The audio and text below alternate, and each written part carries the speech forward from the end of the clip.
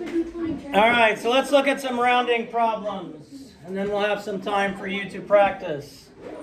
The first thing we need to know when rounding is our place values. Okay?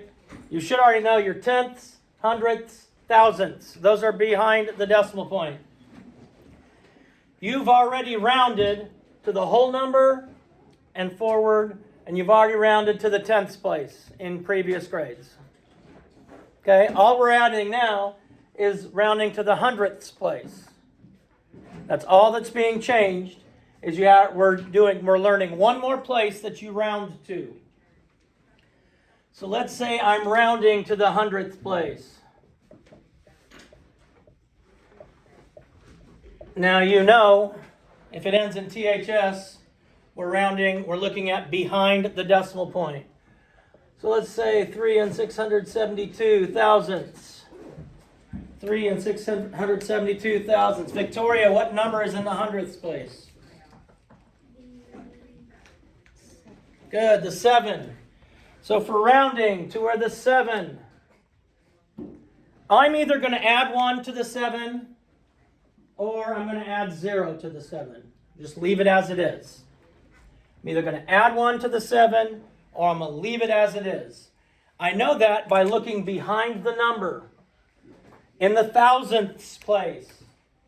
In the thousandths place, there is a 2. So what am I going to do with the 7? Not change it. Not change it. So then my answer would be 3 and 67 thousandths, or hundredths, or 3 and 670 thousandths. Okay, easy. If the number behind it is 4 or less, we leave it the same. If the number behind it is 5 or greater, we add 1 to the place value we're rounding to. So let's look at another one.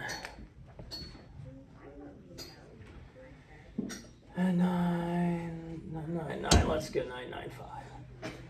All right, so we have 7 and 995 thousandths. 7 and 995 thousandths. Felix, where's my hundredths place? Oh, it's 9. Good, it's my second 9. Right here, my hundredths place. I look behind my hundredths place into my thousandths place. The number in the thousandths place is a 5. So Felix, what do I do to the hundredths place? You're going to add 1 to it and then add 1 to the other place and then add 1 to the ones. So if I'm rounding that to the nearest hundredths, it's just going to be 8. It's just going to be 8 because I had to carry. I can't just change it to a 0 and leave everything else the same. Again, this is all review, I know. Let's say the nearest whole number. And we can think of whole number like whole dollars. You're rounding it to the nearest dollars so you don't have any change. Used to be where you had, if you paid cash for gas, you always tried to get it exactly to the right dollar amount. So you didn't have to get 98 cents in pennies. It's ridiculous. All right, the nearest whole number.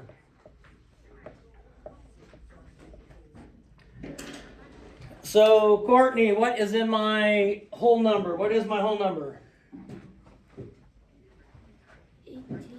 18. That's my whole number. Okay? It's either going to be 18 or 19, Courtney. I look behind it, and behind it I have a 7. So is it going to stay 18 or is it going to become 19? It's going to become 19.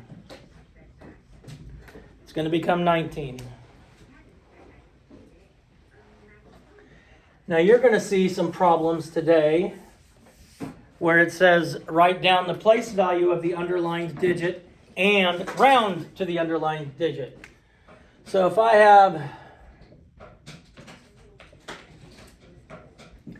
13 and 74 thousandths and this is underlined, that is underlined.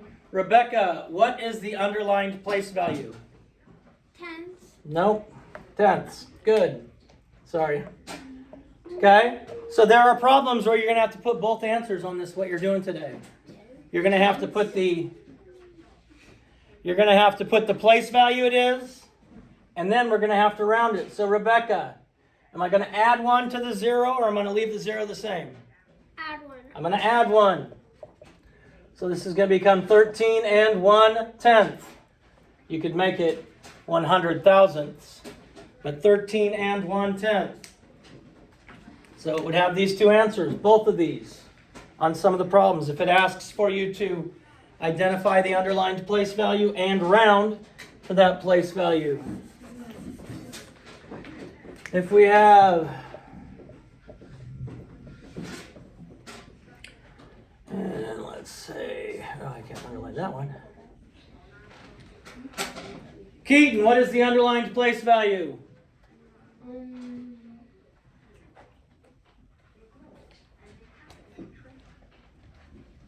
Thousands? Nope, 2 places behind my decimal point. Oh, 2 places. Hundreds? Hundredths. So one of my 2 answers is going to be hundredths. Now, Keaton, I look back here.